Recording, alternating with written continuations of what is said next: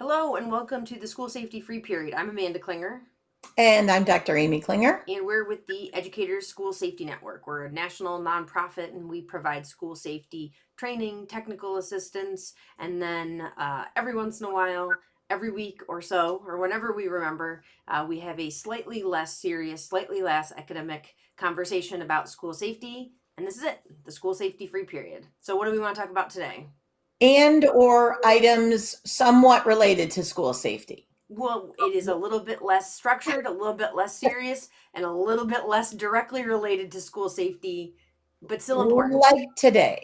Okay. So, not to date ourselves, but we are recording this very close to Black Friday. And this is one of the things that got me started thinking about what I want to talk to today. So when you look at Black Friday, what is, what do you see the most of? Everybody wants to buy a TV, a screen. It's a screen, right? I want to buy the best Black Friday deal on a TV, a tablet, a phone, this, a that, or this. So it started me thinking about screens. And I know in one of our last episodes, we talked a little bit about the intrusion of screens into classrooms Mhm. and that sort of inadvertent creeping of that. Mhm. And so then it started me thinking sort of about phones.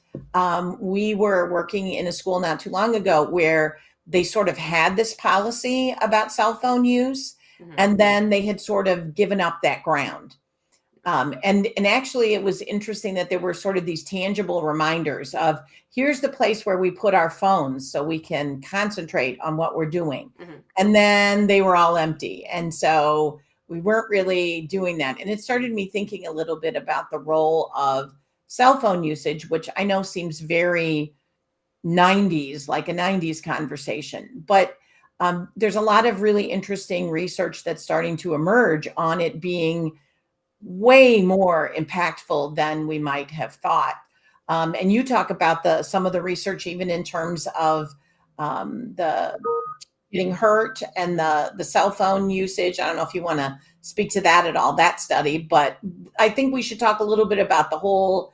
I think maybe it's time to revisit why have we given up all this ground and just accepted the inevitable of cell phones in schools. Well, I think it's kind of interesting that, you talk about this. It feels like a very 90s, very early 2000s conversation to talk about, cell phones. I don't think it's the 90s. I think it would be like the early 2000s as a person who was in school at that time and like also remembers getting a cell phone. It would be more like in the 2000s. But I think what's really interesting is that shift from you were a school administrator, when students were just starting to bring phones to school with regularity.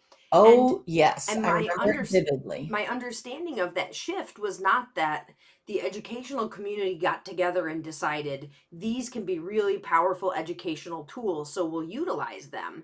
I think it just became overran. Like our defenses were overrun, and now students just have cell phones all the time. Like the cell phone as the Huns, they sort of overran the educational village. I Is mean, that it, what we're I saying? mean, correct me if I'm wrong, but I've never once heard this sort of story told as, well, everybody had a cell phone and we decided that they could really be utilized and we decided that the benefits outweighed the troubles. It just sort of was like, we can't stop it. So, Well, so here they are. that's an interesting point. If we're going to play the game of things you never hear or you've never heard, that would be one of them. Another thing you have never heard is, well, it's worked out fine. I love that my kids have cell phones in Right. the classroom. I don't think we've ever had anyone say that. I mean, the big I think shift it's been from sort of a grudging acceptance. Yeah, I mean, the shift from we don't have phones in our schools to we all have phones in our schools, it wasn't a choice. It was here they are. We can't do anything about it. I guess we'll stop chasing our tail trying to keep them out. I mean, the only decision was we'll stop trying to go around and around and around to keep phones out. Well, and that's a really interesting point of this idea of the theme of, well, there's nothing we can do about Yeah. it. So, I mean, think of so many other school safety sort of concerns. I mean, to what extent does that become our mantra of, well, we can't really do anything about there's so many kids in this lobby before school starts. There's not really anything we can do about it. So, I mean, and maybe that's the larger conversation is what's worth fighting for, what is worth advocating for, or really exploring. And and the cell phone technology thing I find to be very interesting because of a lot of this research that's tying it very closely to mental health issues, or at the very least anxiety Right. issues, Really negative and then outcomes the for folks. impact on academics, which is really much more significant than anybody thought. And so I guess the question is, what is the tipping point where we stop doing what you're saying, which is sort of just allow it to just continue to encroach? Is there a tipping point where we go, wait, we Well, got to re-examine this? I think another part that probably bears discussion here is that I think the students having phones in school during the school day is sort of another unique problem in the sense that the interests of the educators are probably not that well aligned with the interests of the parents. Because in theory, parents want students to be learning and focused, but when push comes to shove, parents, broadly speaking, are probably going to say, I want to be able to contact my student. I Yeah, think but a the parent at the same time is saying this phone, the kid doesn't can't speak to anyone. He that we can't have dinner without the phone. We can't do this. I mean, so it is an sure, interesting sort of but double message. sure, but how many parents really have the not political will, but how many parents have the political will in their own families, in their own homes, to limit screen time of their kids? I mean, that's a thing that parents really struggle with. So you can understand why, there's that, and then there's the competing interest of I want to be able to contact my kid. I mean, you have a whole generation of parents and school age children who have had that direct communication line with their parents their whole lives. Which is So not always positive. I'm not saying it's positive. I'm saying that that is another pain point that Yeah. you don't have, parents aren't standing up and demanding this, or you would have seen more change. This isn't the thing that Aren't parents are standing up and demanding. demanding what? No more phones in schools.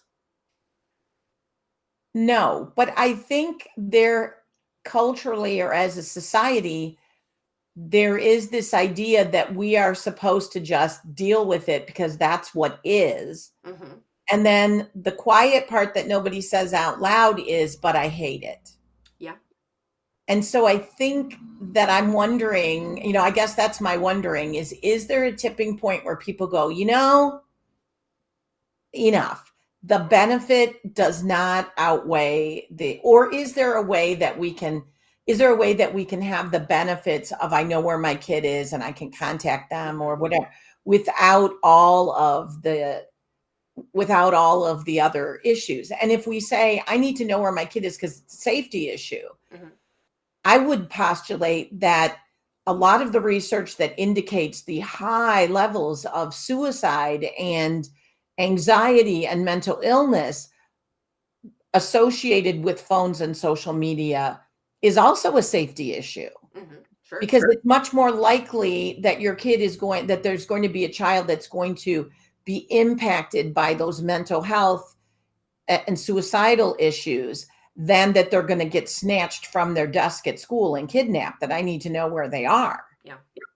I mean, and Yeah. so that's, I think, going to be maybe part of that tipping point. I it really struck me that you said that that sort of this feeling of, well, this is the way it is. We can't do anything about it, but we hate it. I wonder how universal that refrain is. We hate it. I think if the we is teachers struggling with students having phones and devices in their schools, yeah, I think that's probably a pretty universal we hate it. But like, I don't know, writ large, I think there's probably certainly components of it that people struggle with.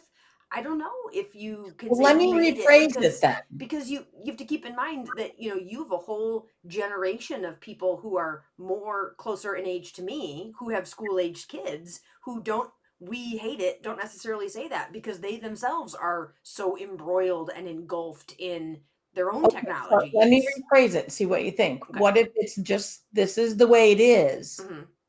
And we are coming to have these little voices saying, but I don't think it's worth it. Yeah, definitely. Absolutely. Is that better? Yeah, I mean, That I think it's this is just the way it is now, but the quiet little voice going, but this is not the way it should be. This is oh, not absolutely. I definitely agree with that. I just okay. think it's as you're talking about this issue, I think you have to keep in mind the context of there's adults who are also in the same boat in terms of their attention and Yeah. addiction and the feeling like I can't break away from social media or my phone or my screen usage. That it's not like, oh, this is a problem only for kids. Nope, it's a problem for a And lot of we people don't my age too. really you don't really see it in the totality, although a lot of the research that I've been looking at is looking at it in the totality, which is Mhm, what I think is going to become really mhm, impactful. But when you look at it in these little snippets, like, we've been in schools where teachers will say, well, we let the kids have their phones because they can look something up on their phone if they want to Google it. But they're yeah. sitting there with a Chromebook or a Mhm. one-to-one laptop Mhm. initiative, Mhm. then they don't need their phone. Or, well, we let the kids use their headphones because then they can listen to music. Because there would be no other way to get music into the classroom if they Yeah. weren't individually, or there would be no way to listen to music on a, so Mhm. we sort of try, it's like we're trying to prop up the excuse of, well, this is just the way it is. We're trying to prop up by artificially creating a different rationale for it. Well, I don't want to go too far down a side road here, but if the premise of what you're saying is we have found ourselves in this position and we didn't choose it, we just ceded ground and look where we are and it's not where we want to be. I agree with all that. And you know what's coming next? Right now, it's a screen that can be put away. And in the coming years, it'll be your glasses are also the screen. I mean, Yeah, okay. I already feel like I sound like I'm 100 as we're doing this podcast. I cannot do the what's augmented. coming in the future It, because I can't it's not that even. Can't even. it's not that far in the Yeah, future. I And know. I'm even like, I'm just going like, could we even like do something with the phone that the well, 10-year-old I has? I think in terms of the concern that's already here, when you talk about the kids with the headphones, what is a headphone if not a type of augmented reality? Yeah. And we see that all the time of that the students are allowed to have headphones in or they're allowed to have one headphone in. We Yep. were at a school where the policy was so formalized that it was painted on the wall as some of the cultural norms here, only one headphone in. And I Yep. mean, that is an incredible amount of ground that we have ceded. So you are allowed to have one headphone in, one ear is totally somewhere else. You have transported yourself Yep. totally somewhere else because I would argue very strongly that headphones are a type of augmented reality. They're maybe not as impactful as the augmented reality that's coming in terms of glasses and headwear, but they already are here and they are a type of augmented reality. And I Well, and I guess to your point is those things are going to come. Those things are going to be developed. They're going to be here. mhm, The question is, what are we going to, as a society or as individual parents or as an educational community? Are we going to continue to be overrun by the barbarians, or are we going to at some point go, we need to study whether this is worth it? And I guess that's what I'm advocating for. I'm not saying that we're going to rip phones out of kids' hands and take their earphone. But I do think there needs to be some objective looking at, because I find it fascinating exactly what you're saying in the schools where you're only allowed to have one headphone and you can have your phone but only in between periods, or you can have mhm, your phone at lunch when you could be talking to your friends. You can have your phone at lunch. And so we've done all these things where we're allowing this, mhm, but we have never really studied the impact of it, because mhm, it's counterintuitive to say you should have this phone at lunch so that you don't talk to your friends and that you're isolated even more than you already were isolated before. mhm, But we've never also really looked at like what is the impact of that, and to stop making excuses for it, and to stop complaining. Well, these kids can't hardly talk. Well, these kids don't seem to want to do anything but look Mhm. at their phones.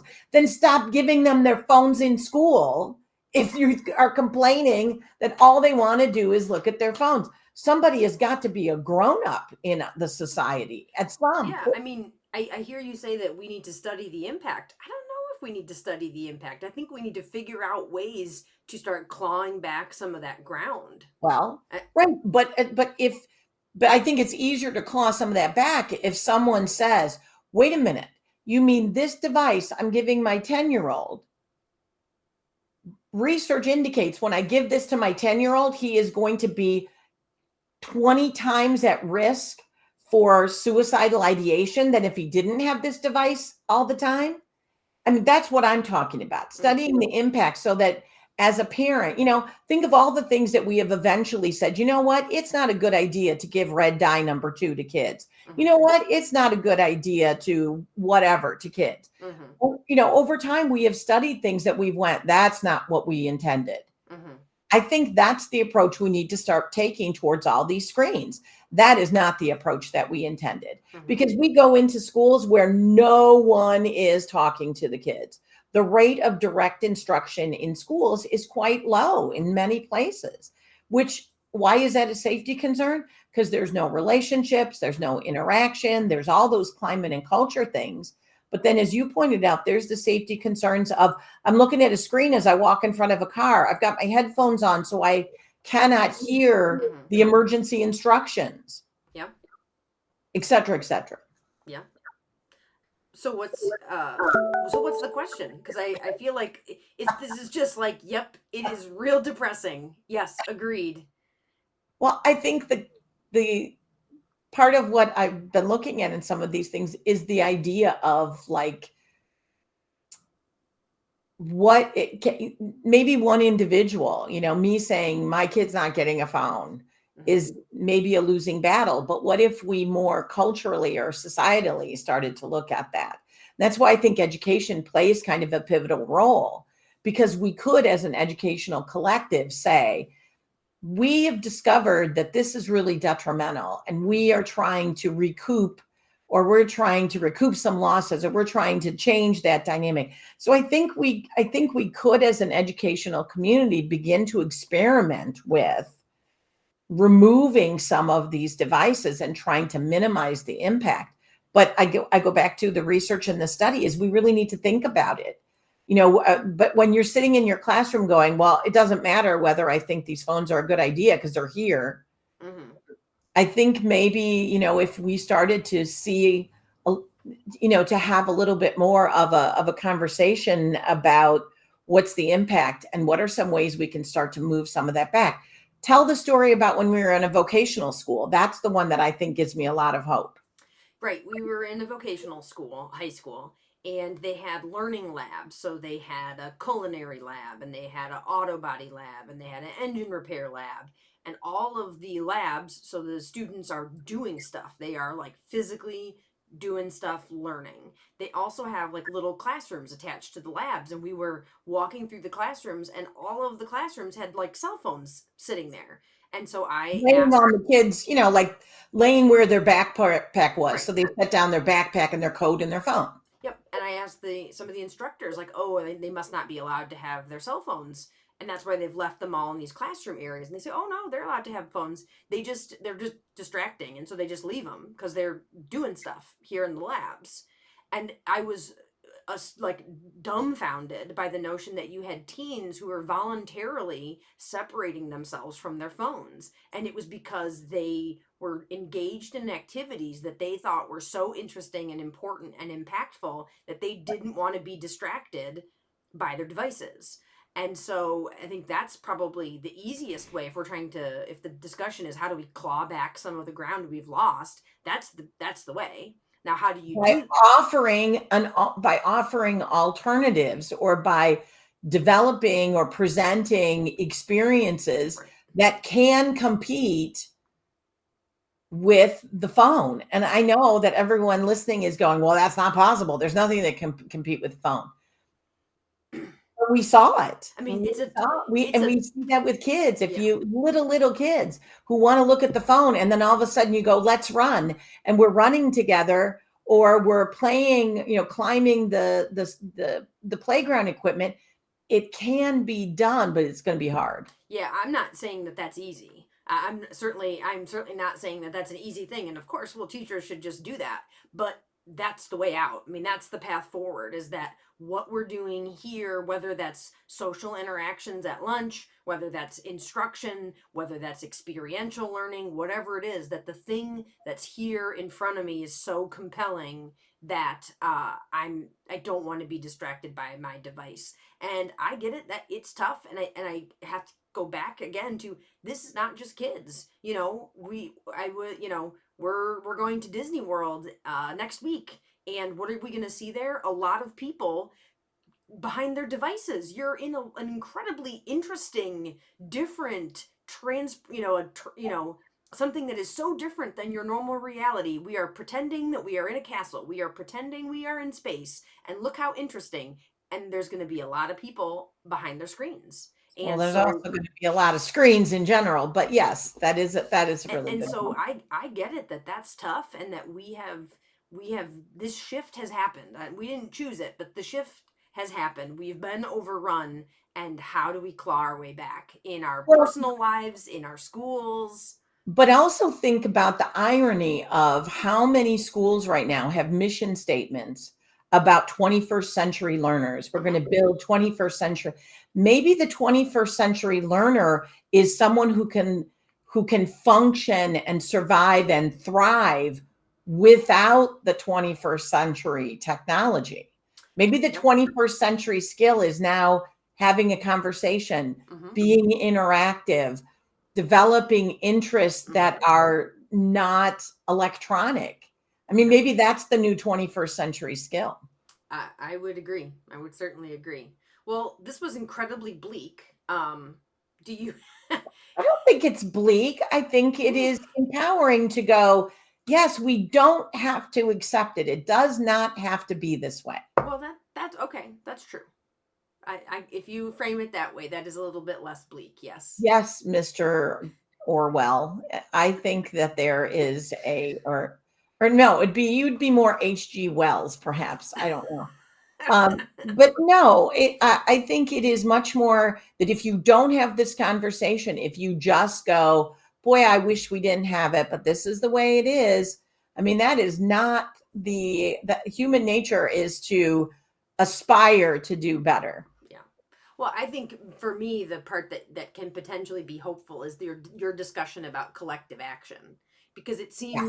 it seems like, broadly speaking, this, if we're talking about clawing back what we've lost, that people are doing that in their own homes, in their own families. People are doing that in their own habits. But in terms of collective action, not so much. And the irony of that is, what is so much collective action in 2023 is organized around a technology component. So Well, how do and we we'll have have to cultural action, cultural change, collective action, without falling deeper down the rabbit hole? have a podcast in the future about how to survive the riot of the parents and kids when you, as a school administrator, propose to limit cell phones.